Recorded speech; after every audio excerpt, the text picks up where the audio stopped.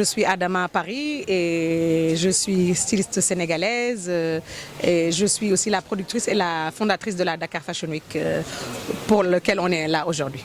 Dakar Fashion Week, c'est quoi son objectif? Dakar Fashion Week, l'objectif c'est de mettre en avant les créateurs sénégalais, les stylistes sénégalais comme on les dit plus communément, et de la mode en général. Et c'est aussi essayer de faire une émulsion et de faire valoir l'artisanat par le biais de la mode.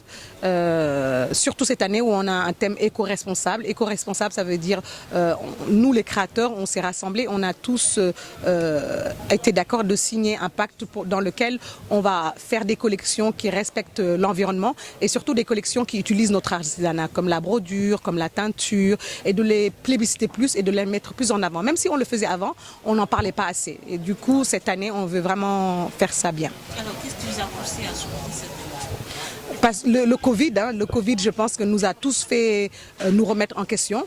Il y en a qui ont perdu leur travail, et c'est pour nous les créateurs, parce qu'à la base, on vend nos créations, c'était extrêmement dur parce que nos boutiques étaient fermées et les gens ont autre chose dans la tête que d'aller acheter des vêtements. Et on voulait quand même montrer cette résistance qu'on fait.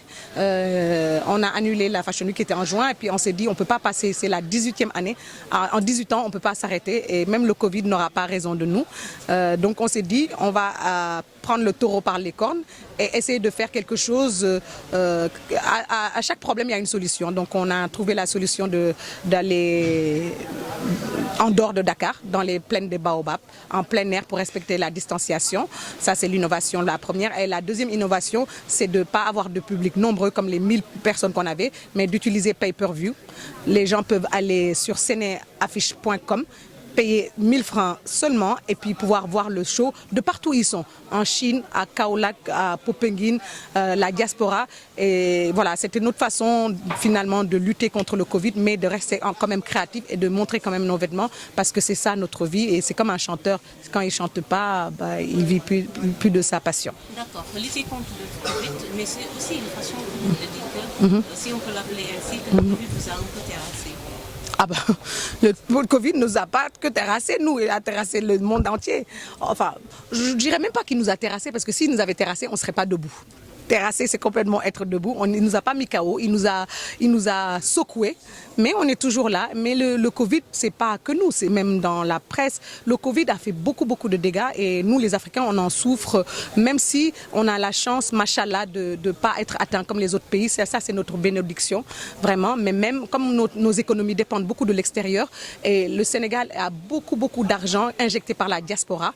Donc, tout cet argent a un peu disparu parce que les gens de la diaspora n'arrivent plus à travailler pour amener l'argent ici. Donc le Covid nous a secoués, mais je dirais ne nous a pas terrassés. Est-ce que vous tenez compte de la deuxième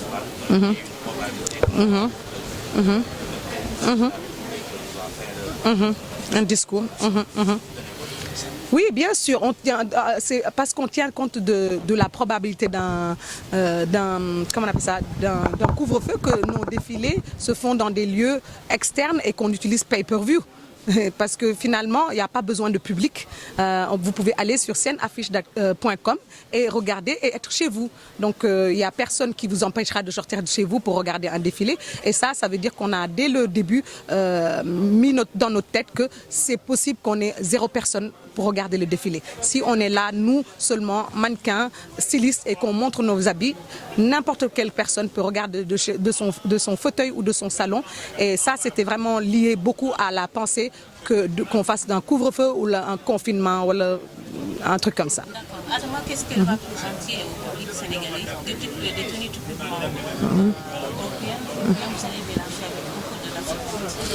Je pense que nous, la particularité des créateurs sénégalais, c'est que même si on fait du moderne, il y a toujours notre culture africaine là-dessus. Donc on fait toujours comme c'est. Je pense que c'est même nous qui l'avons créé ce mot, c'est tradi moderne. Et je pense que chacun de nous va faire tradi moderne. Et c'est aussi l'ADN de Dakar Fashion Week. C'est pas que des boubous, des grands boubous. La Dakar Fashion Week, c'est un événement qui met en avant des créateurs qu'on peut exporter à l'extérieur. Parce qu'il y a une réelle pensée business business derrière, une réelle pensée. On ne fait pas que des défilés pour faire des défilés, on fait des défilés pour permettre aux créateurs d'avoir des commandes, pour permettre aux créateurs d'être vus, pour permettre aux créateurs de s'exporter à l'extérieur. Et c'est pour ça et dans ce sens-là que le pay-per-view est une innovation et surtout une bénédiction et une opportunité pour nous, la mode, et puis pour tous les autres domaines, mais surtout nous, la mode. Et j'espère réellement en profiter avec notre partenaire. Et j'espère que, en tout cas, on va mettre tous les stylistes sur cette voie-là, qu'ils puissent faire leur défilé sans public, mais pas autant avoir des milliers. D'ailleurs, c'est mieux parce que 1000 personnes et 100 000 personnes. C'est vite vu, hein? C'est vite vu. Si ton frère en Espagne peut regarder le show, avant on n'avait pas ça, parce que même si c'est en direct que d'ici. Donc voilà. Oui, non, en fait, c'est même pas une... on collabore avec tout le monde. Dakar Fashion Week, c'est pas une plateforme uniquement pour les Sénégalais. C'est une plateforme maintenant devenue panafricaine parce que on existe quand même depuis 18 ans. Et il y a 18 ans, il n'y avait pas beaucoup de plateformes. Je pense qu'on les citait dans une main. Du coup, on est une référence. Il y a les 6 de partout. Là, cette année, on a Cameroun, Maroc, Bissau, Niger qui sont là. Malgré le Covid, ces gens-là qui peuvent se déplacer sont venus. Il y a même Amérique, un Sénégalais d'Amérique qui est venu.